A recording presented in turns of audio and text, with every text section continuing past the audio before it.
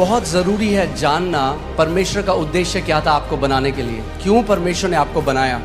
क्योंकि अगर आप इस बात को नहीं जानेंगे, आप वैसा फंक्शन नहीं कर पाएंगे जैसे परमेश्वर चाहता है कि आप फंक्शन करें। उत्पत्ति 1:26 पढ़ेंगे, इसमें लिखा है, फिर परमेश्वर ने कहा, हम मनुष्य को अपने स्वरूप के अनुसार अपनी समानता में बनाएं और वे समुद्र की मछलियों और आकाश के पक्षियों और घरेलू पशुओं और सारी पृथ्वी पर और सब रेंगने वाले जंतुओं पर जो पृथ्वी पर रेंगते हैं क्या करें? जोर से बोलिए, क्या करें? अधिकार करें। आमीन। जब परमेश्वर ने मनुष्य को बनाया सबसे पहले, तो अब परमेश्वर अपनी इंटेंशन को या अपने उद्देश्य को बोल रहा है कि मैं क्यों मनुष्य को बना रहा हूं। वो कह रहा है, और यहां पे जो परमेश्वर है वो प्लूरल है, यहां पे हम देखते हैं वो त्रिएक परमेश्वर, पिता, पुत्र, पवित्र आत्मा। यहां पर वो कह रहे हैं कि हम मनुष्य को, आओ हम, लेट अस, इंग्लिश बाइबल कहती है अस, यानी एक नहीं, अस, हम। यहां बाइबल में मैं नहीं लिखा, क्या लिखा है? हम। परमेश्वर कह रहा है हम, यानी पिता, पुत्र, पवित्र आत्मा कह रहे हैं कि हम मनुष्य को क्या करेंगे? अपने स्वरूप में और अपनी समानता में बनाएंगे। सो यू विल सी, आप देखेंगे कि यह पहली जगह है जहां पे परमेश्वर अपना उद्देश्य बता रहा है मानव जाति के लिए। और जब आप इसको समझेंगे तो आप जानेंगे कि क्यों परमेश्वर ने आपको रचा है और आपका उद्देश्य इस पृथ्वी में क्या है। आमीन। वो कह रहा है, मैं उनको अपनी समानता में बनाऊंगा, अपने अनुसार, अपने स्वरूप में बनाऊंगा, और फिर वो क्या करेंगे? बोलिए, अधिकार रखेंगे। मगर ये अधिकार नॉर्मल अधिकार नहीं है, ये अधिकार इंग्लिश का वर्ड डोमिनियन है, जिसका मतलब है शासन अधिकार, या जिसको बोलते हैं प्रभुत्व। कि वो क्या करेंगे पृथ्वी पे? बोलिए, प्रभुता करेंगे, प्रभुता करेंगे। सो परमेश्वर का इंटेंशन मनुष्य को बनाने का ये था कि मनुष्य जो है वो प्रभुता करेगा। आमीन। सो इस बात को समझिए, परमेश्वर ने आपको जब बनाया, आपके डीएनए में उसने शासन अधिकार डाला है। मैंने आपको पहले बताया था, आप एक चम्मच से भी एक कील को कसने की कोशिश कर सकते हैं, मगर चम्मच उसके लिए नहीं बनी थी। आप किसके लिए बनाए गए? प्रभुता करने के लिए। बोलिए, प्रभुता करने के लिए। शैतान नहीं चाहता आप इस बात को जाने, क्योंकि सब रेंगने वालों के ऊपर भी प्रभु ने कहा तुम प्रभुता करोगे। और आदम की वाटिका में क्या आया था? रेंगने वाला आया था, मगर उन्होंने प्रभुता नहीं करी उसके ऊपर। इंग्लिश बाइबल कहती है, everything that creepeth upon the face of the earth, जो रेंगने वाला है। आमीन। सो परमेश्वर ने जब हमको बनाया, मैंने आपको पहले भी बताया था कि परमेश्वर, जेनेसिस में लिखा है, आदि में उसने आकाश और पृथ्वी की रचना करी।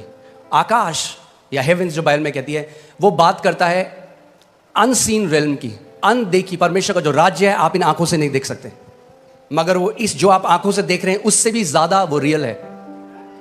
आमीन। उससे ज्यादा वो रियल है। आप आंखों से उसको नहीं देख सकते, बट वो रियल है। और परमेश्वर ने पृथ्वी की रचना करी। और परमेश्वर ने जब मनुष्य को बनाया तो क्या किया? सबसे पहले जब उसने मनुष्य को बनाया, बाकी सब चीजों को जो उसने बनाया अपने मुंह के वचन के द्वारा बनाया, मगर जब उसने मनुष्य को बनाया तो उसने उसको कैसे बनाया? अपने हाथों से उसने मिट्टी ली और एक मिट्टी से उसने हमारे शरीर को बनाया और अपनी आत्मा को मनुष्य के अंदर डाल दिया, जिसको हम इंग्लिश का शब्द ह्यूमन है, जो दो शब्द से मिलकर आता है, ह्यूमस यानी मिट्टी, और मैन जो हिब्रू भाषा में इश जिसका मतलब है आत्मा। तो परमेश्वर ने यह किया कि परमेश्वर ने कहा कि जो मनुष्य मैं बना रहा हूं, जो मिट्टी के अंदर मैं अपनी आत्मा को डाल रहा हूं, उनको मैं अधिकार दे रहा हूं इस पृथ्वी के ऊपर। किसी आत्मा को अधिकार नहीं है पृथ्वी के ऊपर। आप समझ रहे हैं मेरी बात? किसी भी आत्मा को, और परमेश्वर भी स्वयं आत्मा है। सो जब परमेश्वर ने पृथ्वी मनुष्यों को दी तो वो उस चीज से बाहर आ गया। उसने कहा तुम अधिकार रखो। उसने नहीं कहा हम अधिकार रखेंगे, उसने कहा तुम अधिकार रखो। आज लोग बोलते हैं अजी परमेश्वर तो सब चीज जी उसकी मर्जी के बिना तो पत्ता भी नहीं हिलता, सब चीज तो परमेश्वर कंट्रोल कर रहा है। मैं आपसे एक सवाल करता हूं, क्या परमेश्वर आपको कंट्रोल कर रहा है? आप कंट्रोल हुए आज तक परमेश्वर से? और अगर हम परमेश्वर के कंट्रोल में नहीं है तो कैसे हम कह रहे हैं बाकी सब कुछ वो कंट्रोल कर रहा है? जैसे वो आपको कंट्रोल नहीं कर रहा, वैसे वो किसी को भी कंट्रोल नहीं कर रहा। अगर परमेश्वर कंट्रोल करना चाहता तो मनुष्य को शासन अधिकार देता ही नहीं।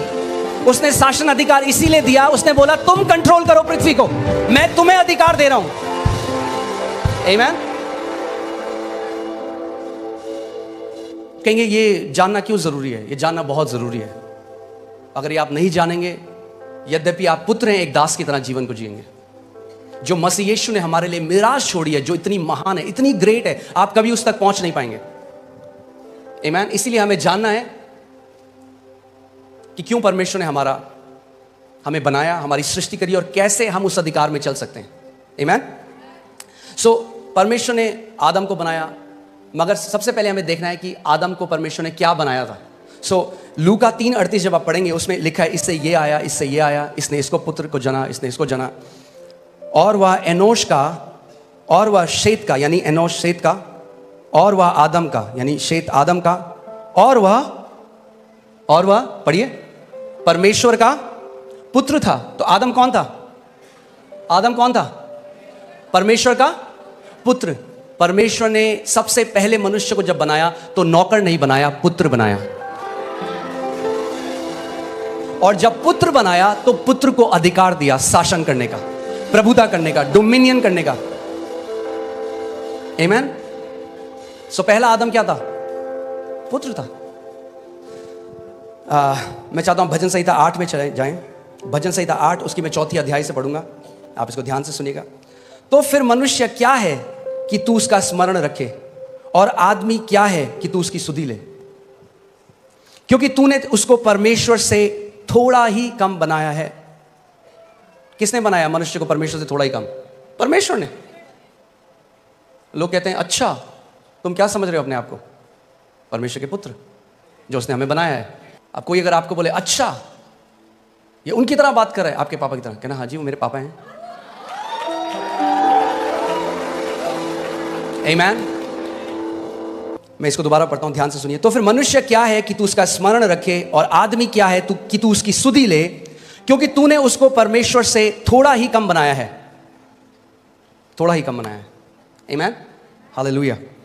और महिमा और प्रताप का मुकुट उसके सिर पर रखा है। क्या किया परमेश्वर ने? महिमा और प्रताप का मुकुट मनुष्य के सर पे रखा है। यह था जो परमेश्वर ने हमें बनाया था। मगर देखिए हम कहां से कहां गिर गए। आमीन। कई लोग कहते हैं हम बंदर से आए हैं। अब उनका मुझे नहीं पता, हम तो परमेश्वर से आए हैं। हम जू से नहीं, हम स्वर्ग से आए हैं। आमीन। हालेलुया। अब देखिए उसके बाद परमेश्वर ने क्या किया? तूने उसे अपने हाथों के कार्यों पर क्या दी है? क्या दी है? बाइबल कह रही है, ये मैंने नहीं लिखा, आपकी बाइबल में भी है कि परमेश्वर ने जब मनुष्य को बनाया तो उसको अपने कामों, अपने हाथों के कामों के ऊपर क्या दी है? प्रभुता दी है। परमेश्वर ने दी है। और ये जो शासन अधिकार था ये आदम ने खो दिया जब पाप बगीचे में आया, जब उसने परमेश्वर की आज्ञा को ना माना, जब उसने उस फल को खा लिया।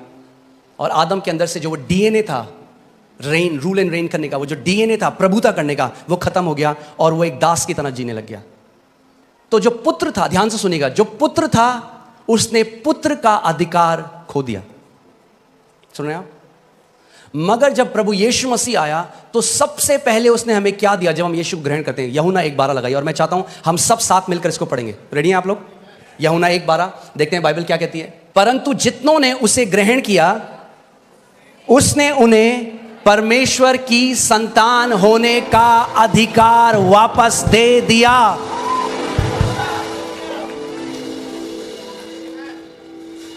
क्या दिया उसने आपको? अगर आपने यीशु को ग्रहण किया तो उसने आपको क्या किया? पुत्र का अधिकार दिया। यानी पुत्रों के लिए अधिकार है यीशु मसीह के नाम में।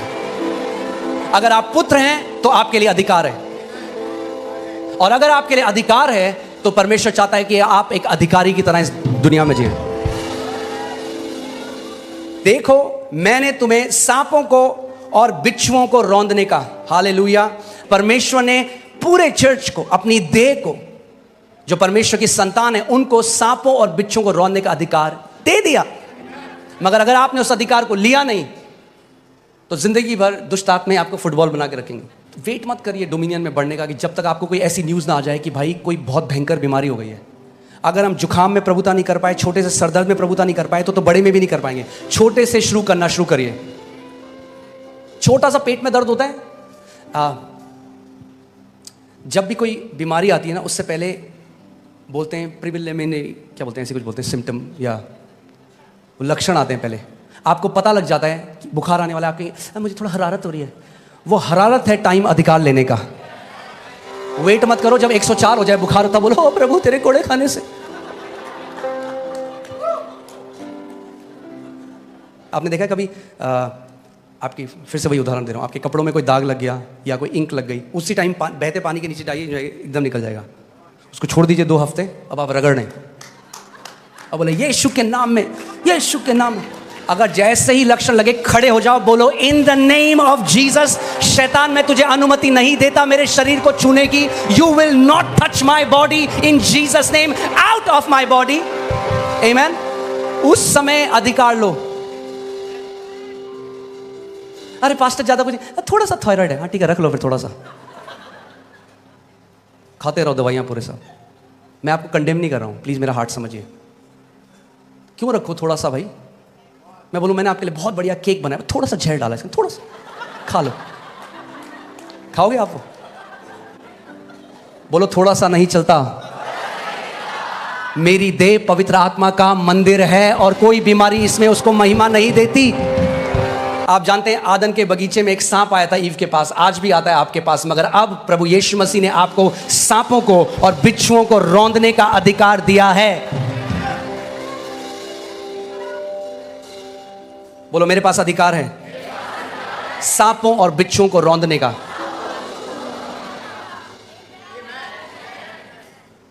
आगे बढ़ते हैं। और शत्रु की सारी सामर्थ पर अधिकार दिया है। शत्रु की सारी सामर्थ पर अधिकार दिया है।